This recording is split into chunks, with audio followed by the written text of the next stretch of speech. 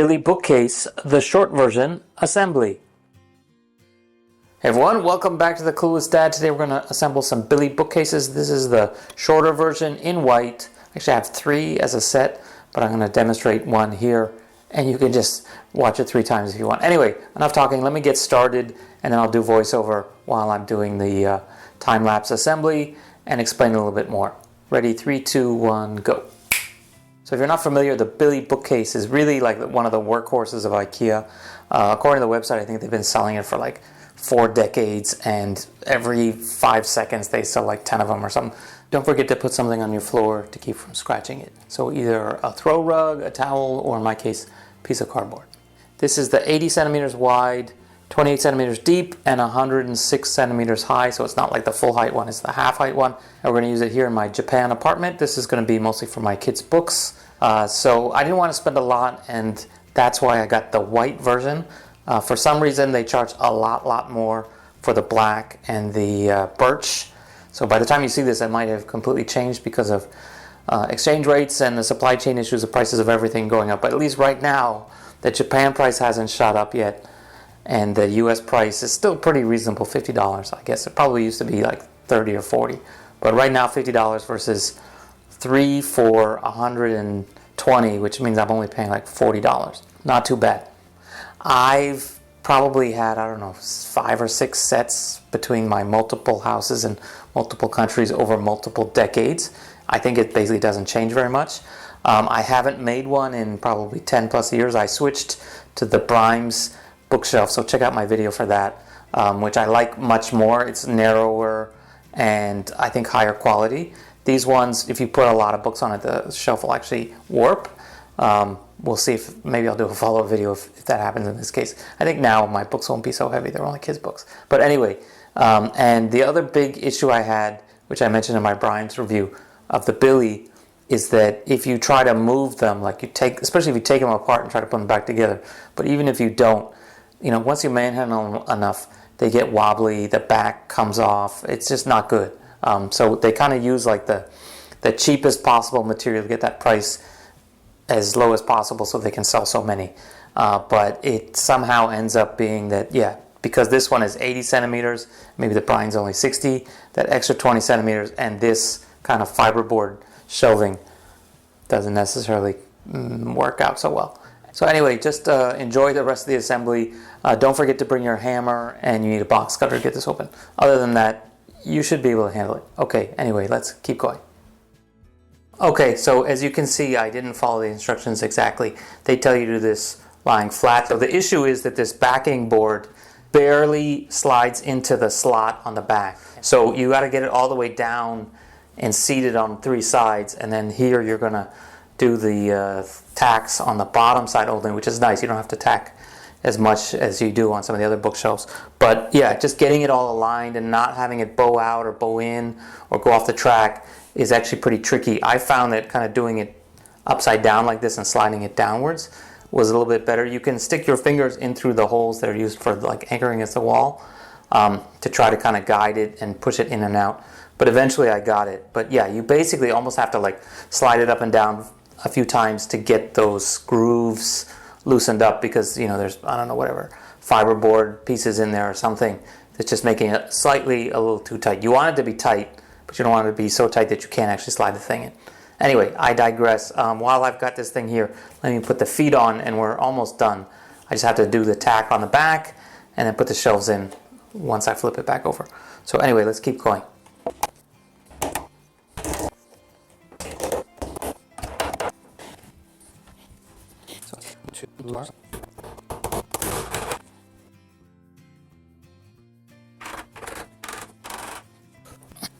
Super dusty.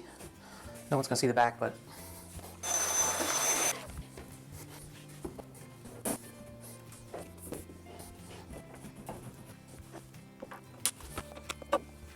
as you can hear, this thing has a wobble, partly because I don't have the shelves in yet and the shelves kind of lock it in, but just on its own, the backboard wobbles back and forth against the edges here because it's not exactly stable in its current form. I'm going to tighten the cam nuts on the bottom just to be safe.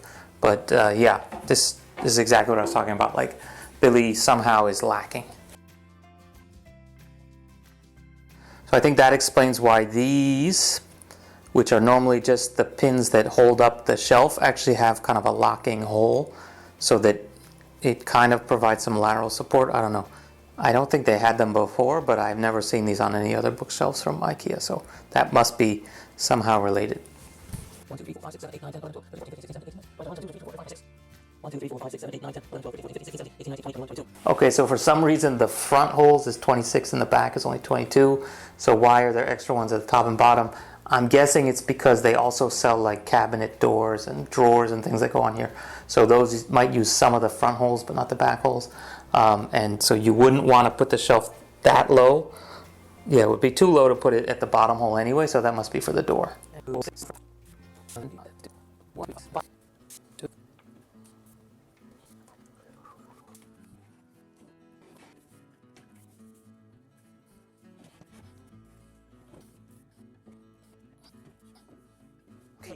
Okay, and here we are with the completed Billy bookcase in white. Yeah, I wouldn't pay more than $40 if I were you. It's still wobbly. Just listen to all that noise. That's the back thing rattling around. So yeah, brand new, fresh out of the box, it's doing this. Just imagine if this was twice as tall and it was like 5 years old and you tried to move it. So yeah, that's basically what happens with these things. Too cheap for its own good, I think. There is such a thing as too cheap, even when you're a college student. So yeah, I think it'll be okay, but it does rattle. It is a little wobbly. The other thing I didn't mention is, of course, Ikea tells you to anchor these things against the wall no matter what.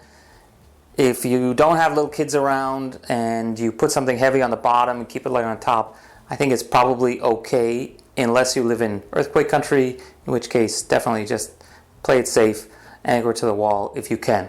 So yeah, like it doesn't take that much to get it going, I guess, especially if there's something heavy on top. So one thing I forgot to mention is that the Billy includes a cutout for the baseboard. It's actually pretty generous, as you can see here. We're not getting anywhere close to that. But yeah, that means you can push it all the way against the wall without bumping into the baseboard, which you can't do in some of them. So for example, the Brimes doesn't have this, which is kind of an oversight. So here you can see the gap, the light coming through from the back of the baseboard, and this thing definitely moves. So as you're pushing books in and out, this thing gets trashed too. If your kid comes and shoves a book in really hard, it's going to start ripping this thing on the seams, which has happened to me before. So probably if you have some extra tacks and you're not planning on changing the height of the shelves, it's worthwhile to actually nail in the back here too, which is what it is on like some of the nicer ones.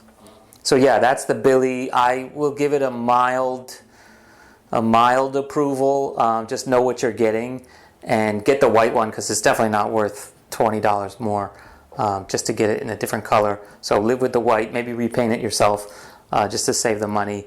And if you can, go for a Brimes or something else. That's it for today. If you guys have any questions or comments, if you hate the Billy, if you love the Billy, I don't think anyone loves it, but you can tolerate it at the right price.